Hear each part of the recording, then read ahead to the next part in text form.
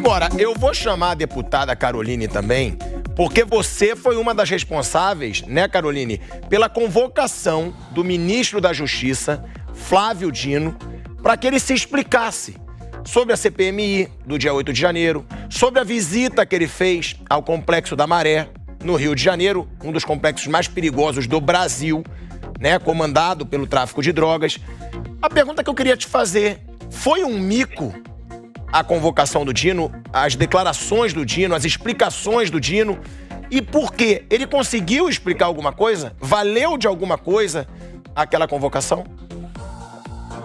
Olha, eu acho que foi válida a convocação por vários motivos. Num primeiro momento, ele fez afirmações dizendo que não estava no Ministério da Justiça, que não estava acompanhando os atos. Aí eu levei lá uma postagem no Twitter dele, onde mostra que ele falou: estou no Ministério da Justiça, ou seja, ele se contradisse em alguns momentos. A postura dele enquanto ministro, ele dizia que respeitava a casa e o parlamento, mas a todo momento que alguém fazia uma intervenção, deputados da oposição, ele olhava para trás para os colegas dele, ficava debochando, ridicularizando os deputados, com um ar de superioridade, como se ele estivesse ali...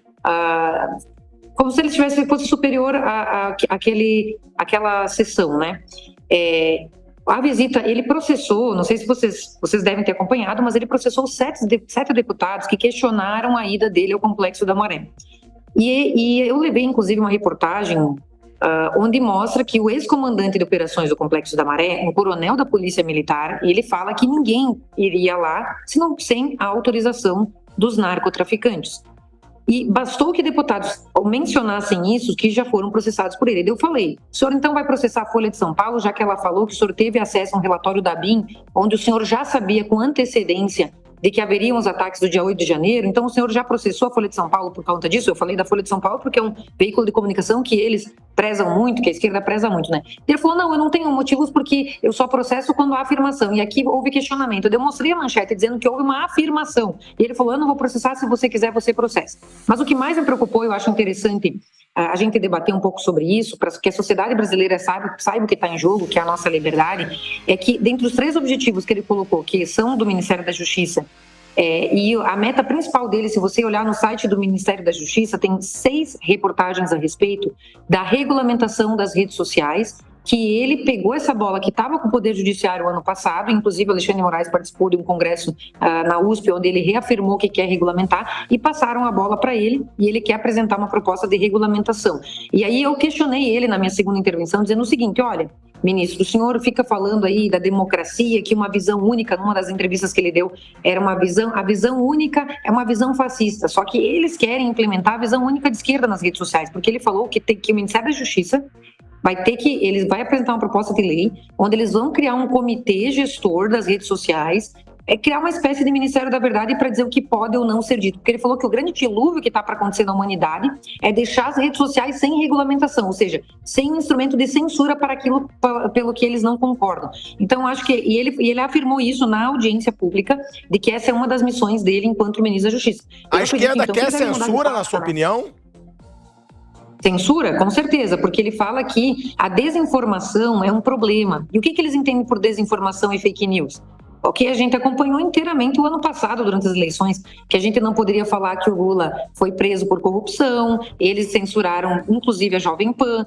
Quantos colunistas, quantos articuladores não saíram da Jovem Pan o ano passado? Quantas reportagens não foram censuradas a partir do TSE na época da eleição? Assuntos foram proibidos de ser falados, gente. Isso não é uma democracia. Então, acho que esse é um dos grandes assuntos que a gente tem que ficar atento. E eu falei para ele: ministro, o senhor tem que respeitar essa casa, porque no final do ano passado, nós dissemos não no Congresso Nacional a urgência do PL das fake news, que era justamente o objetivo de regulamentar as redes. E ele desrespeita o parlamento brasileiro, as prerrogativas do Congresso Nacional, que é a voz do povo brasileiro, né? O Congresso Nacional é a grande expressão da sociedade brasileira.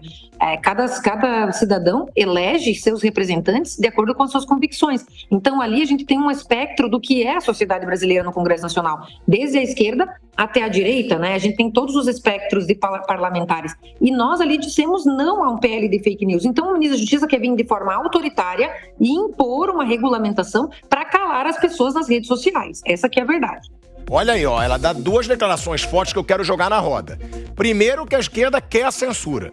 Segundo, essa situação que ela acaba de dizer, que a Câmara dos Deputados disse não e eles querem impor à força, né? Uma regulação das redes sociais.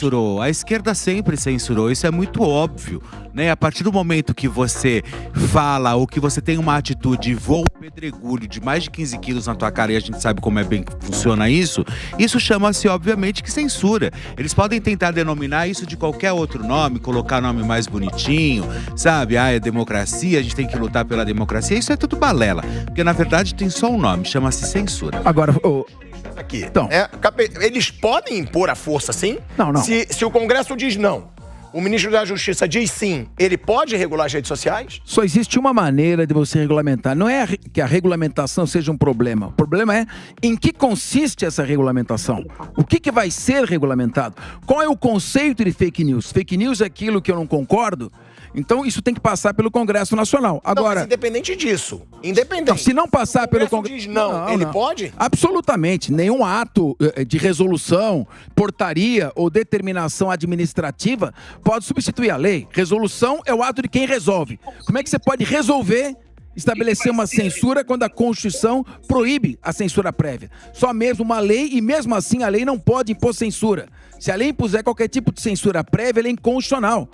A lei pode regulamentar. Agora eu te pergunto, Thiago, nós temos aqui, a deputada sabe disso, eu acho que um bloco de 259 deputados, PP, MDB, União Brasil, PR e outros partidos. Nós temos o PL, que tem mais de 90 deputados na Câmara. Se os deputados se unirem em torno de um texto, que não seja um texto que aprove censura, não há como impor isso. Então nós, em vez de, na minha opinião, está aqui o deputado Palumbo, que é deputado federal também, em vez da gente discutir se vai ter ou não vai ter, o Congresso Nacional tem que chamar as rédeas para si, e quem determina o teor, os limites e o conteúdo dessa regulamentação é o Congresso Nacional, e não alguém que não tem mandato, seja parlamentar ou mandato popular. E eu queria fazer uma observação também. Eu fui presidente da Assembleia Legislativa, está aqui o Tomé Abduch, que é deputado estadual, o Palum foi deputado federal, né? Se elegeu deputado federal. Então, quando eu fui presidente da Assembleia Legislativa, olha que eu fui do partido que era do governo, hein? Durante 28 anos eu presidi a Assembleia com o governador do meu partido. Qualquer secretário de Estado que durante uma comissão desrespeitasse um parlamentar, ainda que fosse um parlamentar da oposição, ele tinha que se retratar na hora, ou nenhum projeto da pasta dele seria aprovado. Então, qualquer desrespeito a quem tem mandato popular é inaceitável por quem não tem mandato e cujo poder de nomeação. É isso. Essa é a cobrança que eu queria fazer, Capês. Nós temos uma oposição, e eu como uma pessoa que... Eu tô aqui hoje com parlamentares de direita, mas eu sou um eleitor de direita. E eu gostaria de ver a nossa oposição saindo um pouco mais das redes sociais e tomando atitudes mais concretas lá conforme o regimento da casa. Ora, nós sabemos que o regimento interno, muito embora seja uma lei, os julgamentos do Conselho de Ética da Câmara, eles são muito mais políticos do que jurídicos. Eu dou aqui o exemplo do impeachment da presidente Dilma Rousseff, que ela foi absolvida criminalmente das pedaladas fiscais, mas mesmo assim foi impedida de seguir na presidência da República. Por que no caso do Janones, por exemplo, não pode haver uma pressão política dessa oposição tão ampla que o professor Capês colocou aqui, para que ele seja de fato cassado, independentemente da situação do discurso do Nicolas Ferreira? Então eu acho que... homofobia é crime. Isso precisa. É crime. Ele incitou um crime no meio de uma comissão séria, e ele trouxe à tona um crime que a gente sabe que muitos já estão lutando há anos e buscando realmente um frescor aí para toda essa história. Então, é crime. A partir do momento que é crime, tem que ter punição. E da mesma forma, o Flávio Dino desrespeitou a Câmara dos Deputados com os deboches, com as irônico, né? Ele foi irônico. Ele não respondeu nada, ele foi um grande bagre ensaboado lá, que não deu resposta alguma para os questionamentos que foram feitos. Mas então, Palumbo, aí eu vou te fazer a pergunta. Cris, vem cá, eu vou fazer... Já pode ficar nele. Então vem pra cá. Eu já vou te fazer a pergunta. Você falou, ele foi irônico. Tá. A Caroline disse, ele tá querendo impor algo que a Câmara dos Deputados disse não. E aí? Os deputados não podem fazer nada? Eu acho que vão fazer, né? Ele recebeu o convite, houve um acordo ali para não se convocá-lo, ele recebeu um convite, e na Comissão de Segurança, a mesma coisa. Só que a partir do momento que ele toma esses posicionamentos irônicos, com deboche, com gracinha, e parece que lá, eu estava presente lá, eu não faço parte da Comissão de Constituição e Justiça, mas estava presente. Né? Havia uma plateia para ficar batendo palmas para ele, para tudo que ele falava. E ele é extremamente irônico. E eu acho que a Câmara dos Deputados não pode permitir uma atitude como essa, como o professor Capês falou. Nós temos mandatos, quem colocou lá foi o povo. O povo colocou a gente lá. Então, eu acho que a Câmara, lá, os deputados de direita, de centro-direita, todos ali, tem que tomar uma atitude mais enérgica contra isso aí. Palumbo, ele chegou a falar que essa convocação era ridícula, alguma coisa, não tem alguma expressão que ele usou mais forte, criticando aquele ato daquela reunião. E isso sim é muito desrespeitoso com relação à Câmara dos Deputados. Ele foi extremamente desrespeitoso o tempo todo, com ironia, com deboche. Né? Então, acho que a gente não pode mais tolerar esse tipo de ação. Ele disse que ele utilizaria... Vou fazer uma pergunta pro Tomé. Ele utilizaria um exemplo. Já. Eu preciso fazer essa pergunta pra você. A gente tá falando aqui que ele foi irônico. A gente tá falando que ele foi debochado. A gente tá falando que ele tá passando por cima da Câmara dos Deputados. Não parece que o governo, ele sente que ele vai fazer o que ele quiser? Não tenha dúvida, mas esse governo faz o que quer, né? Já lá atrás, a gente já viu muita gente... Então não tem oposição, fazendo... Tomé? Não. Então não tem oposição. Então a oposição da Câmara dos Deputados é pífia. Não. Ele faz o que quer? De maneira nenhuma, Capês. Eu acho que assim, tem muita gente bem intencionada querendo fazer oposição. Mas tem pessoas que têm caneta na mão. Eu vou dar um exemplo. O processo das fake news. Mas pra onde vai essa oposição? Pra onde vai essa oposição? Não adianta querer fazer oposição, tem que saber fazer oposição. Mas pra onde vai essa oposição? A oposição vai ser feita, a direita está cada dia mais organizada, e agora nós temos ainda, né, o retorno do ex-presidente Jair Bolsonaro, que também vai estar dando muita base para essa oposição acontecer de maneira responsável, de maneira muito efetiva, mas a gente tem algumas situações, como eu perguntei agora, processo das fake news. É um processo legal ou não é legal? Porque muita gente diz que não. Agora, quando sobe para o Supremo Tribunal Federal e vem na canetada, eles vão fazendo o que querem. Essa é a sensação, pelo menos, que nós temos. Sim, mas se o Supremo Tribunal Federal faz e o Senado Federal concorda, passa a ser legal. Legal é aquilo que não tem contestação. Passa a ser ilegal numa forma de protesto.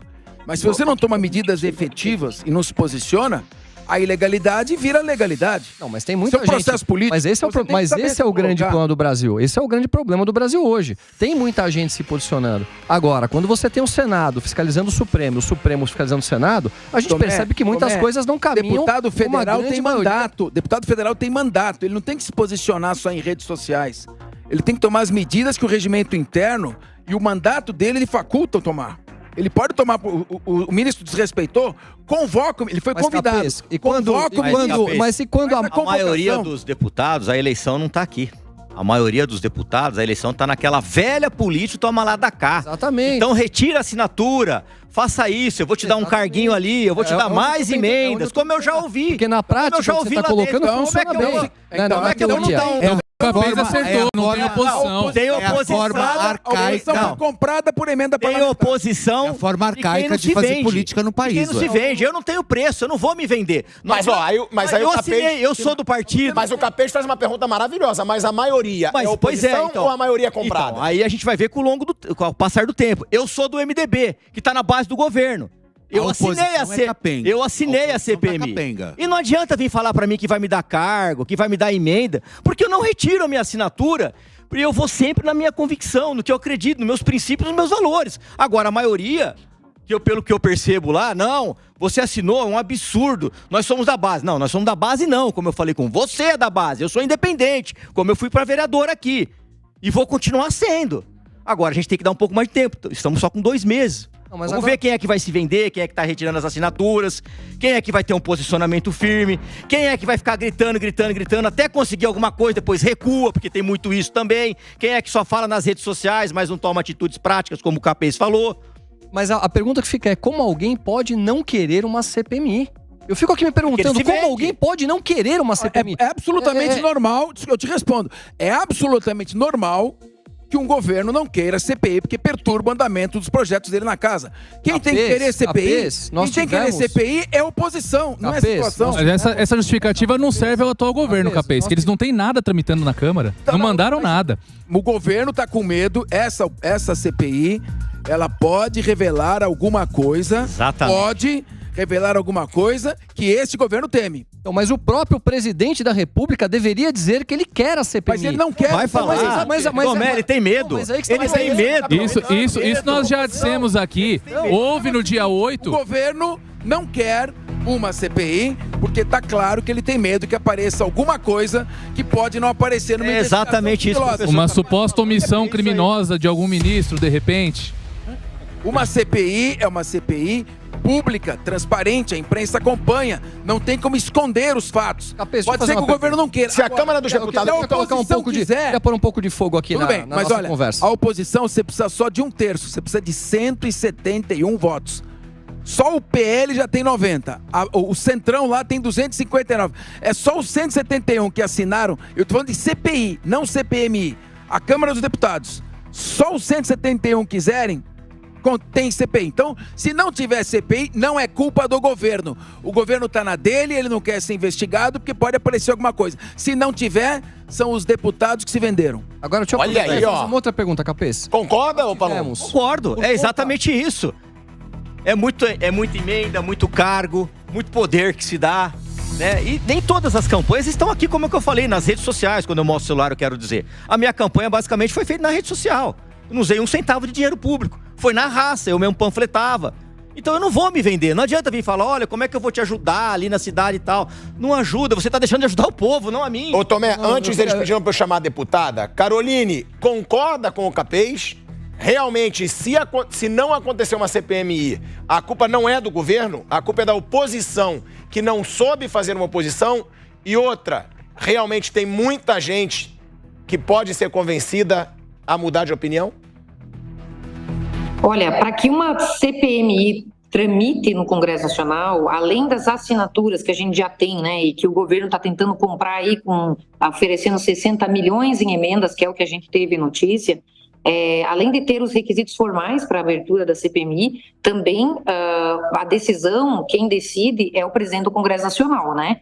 E a gente sabe que teve um julgado aí durante a pandemia, né, no qual eles quiseram abrir a CPI da Covid, onde o Supremo disse, cumprindo os requisitos formais, tem que abrir. Então, a gente sabe que o governo não quer essa CPMI, porque há indícios de que houve uma omissão dolosa, né? Eu não estou afirmando, estou dizendo que existem vários indícios de que o Ministério da Justiça e o próprio presidente Lula foram omissos e deixaram a quebradeira acontecer para prender as pessoas de direita. Essa é a nossa tese principal, né?